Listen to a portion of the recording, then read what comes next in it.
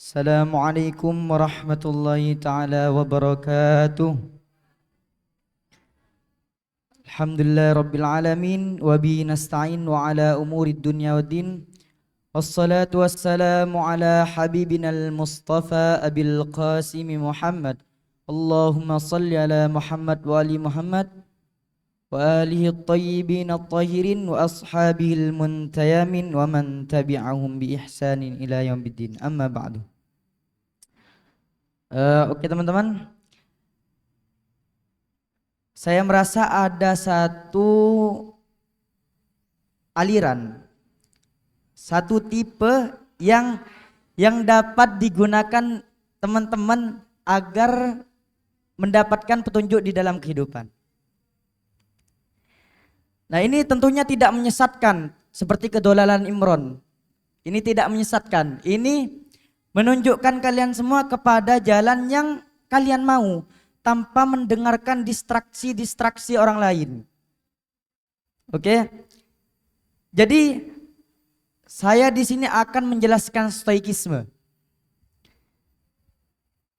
Ini gak ribet untuk diolah di pemikiran, gak ribet.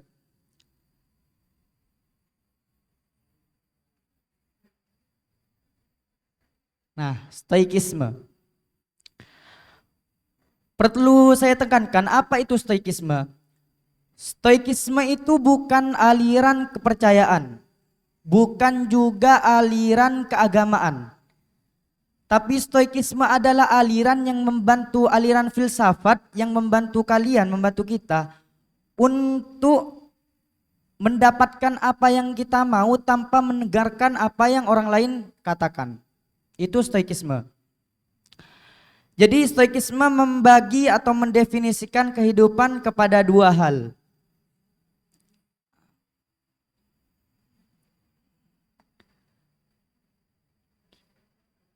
Yang pertama dimensi internal.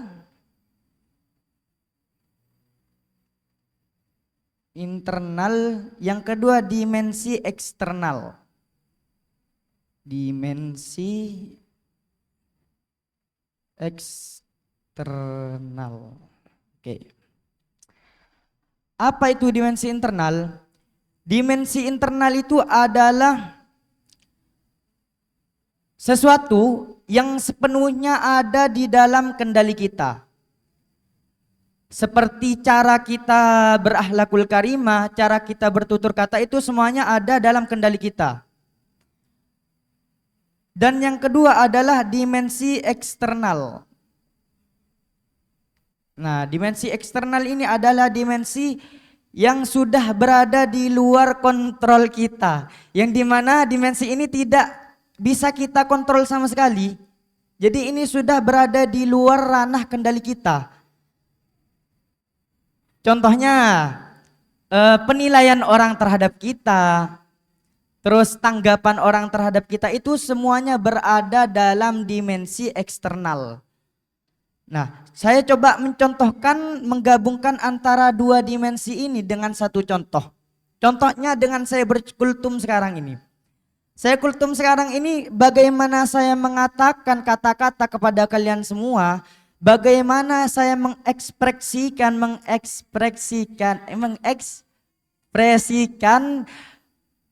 kata-kata saya kepada teman-teman, itu semua berada di dalam dimensi internal. Jadi persiapan saya, usaha saya itu ada dalam kendali saya. Nah, sedangkan apa penilaian Kang Hasbu sebentar lagi kepada saya, entah kultum saya dikatakan seperti apa, dinilai seperti apa, itu sudah berada di luar kendali saya. Yang mana itu sudah tidak bisa saya kendalikan sama sekali. Jadi penilaian Bang Hasbu itu sudah di luar ranah saya sudah. Gitu. Itu ajaran inti dari stoikisme. Terus ini stoikisme ini mengajarkan kepada kita dua ajaran. Jadi sebenarnya stoikisme ini hal yang sangat panjang, hal yang sangat universal yang ketika kita bicarakan sekarang waktunya tidak akan cukup. Jadi saya ambilkan inti dari stoikisme ini saja. Stoikisme itu mengajarkan ekspektasi dan rasionalitas. Ekspektasi dan rasionalitas.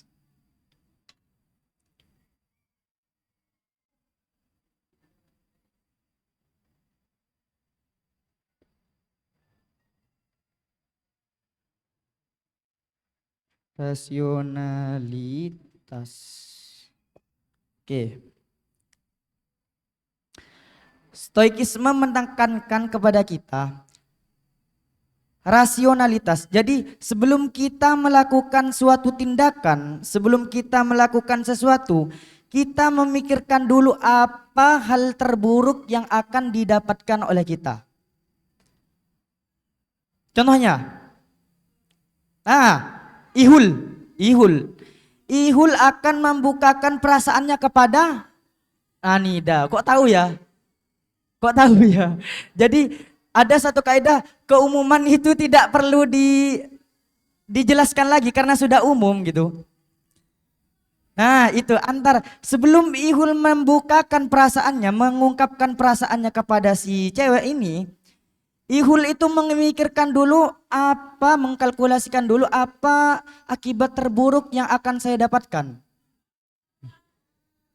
Entah saya ditolak, entah saya dicuekin, entah saya dimusuhin, entah digojlokin, sampai pada kesimpulan Ihul berpikir, oke, saya akan nembak si dia, tapi saya akan terima apapun akibatnya. Begitu.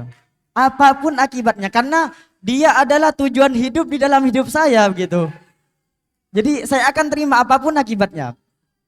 Nah akhirnya ketika Ihul mencoba untuk menembak, mengungkapkan perasaannya, Ihul ditolak ternyata. Ditolak. Kabar buruknya ditolak. Nah, ketika ditolak,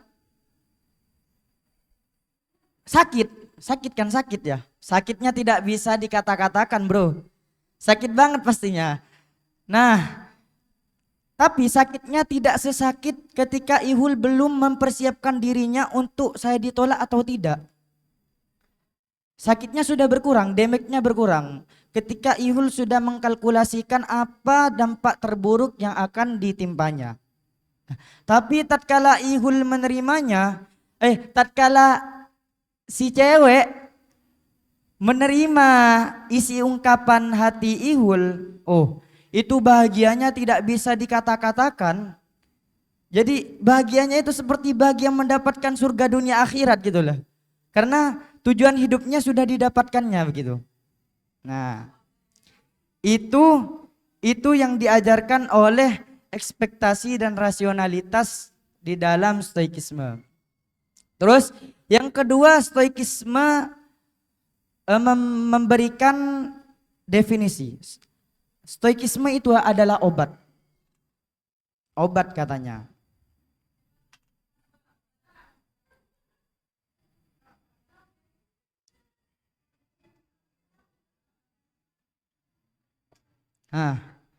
Stoikisme adalah obat. Di zaman era digitalisasi ini, tatkala kita membuka HP, membuka handphone, membuka internet, kita akan menemukan orang-orang sukses seumuran kita. Seperti contohnya 20M di umur 20 tahun. 1M di umur 14 tahun. 1M di umur 5 tahun. Nah, itu semua contoh dari perkembangan digitalisasi di era sekarang. Atau tatkala kita nongkrong sama teman-teman kita. Ketika kita nongkrong, kita melihat kemewahan teman. Entah outfitnya yang megah, mobilnya yang mewah. Nah, akhirnya kita berujung jadi iri. Kok saya ini ya, begini ya, outfit saya begini ya. Kok bisa ya, sarung saya kok bukan BHS ya. Kok baju saya begini ya. Nah, akhirnya dari iri jadi dengki. Akhirnya dia memaksakan kepada dirinya untuk membeli apa sebenarnya yang tidak dia mampu. Akhirnya dia memaksakan kepada dirinya untuk membeli apa yang tidak sebenarnya dia mampu dan sebenarnya dia tidak bisa memilikinya.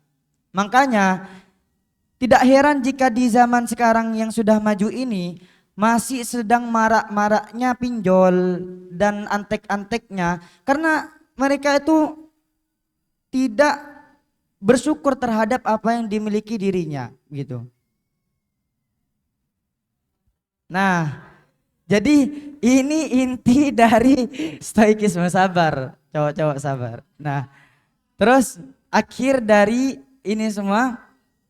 Nah, karena saya mencontohkan dirimu dengan dia jadinya gak jelas.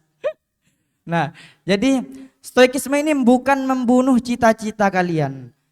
Tapi stoikisme ini membantu kalian untuk merefleksikan apa sebenarnya yang kalian mau, apa yang sebenarnya kalian dapat.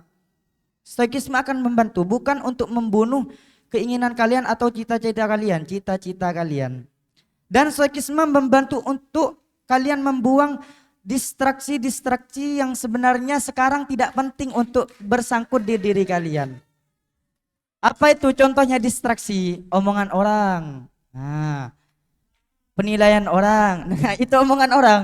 Jadi saya meski kultum stoik, saya berusaha untuk stoik sekarang ini gitu. Oke. Jadi intinya stoikisme begini ya. Sisanya kalian baca sendiri dan pahami sendiri.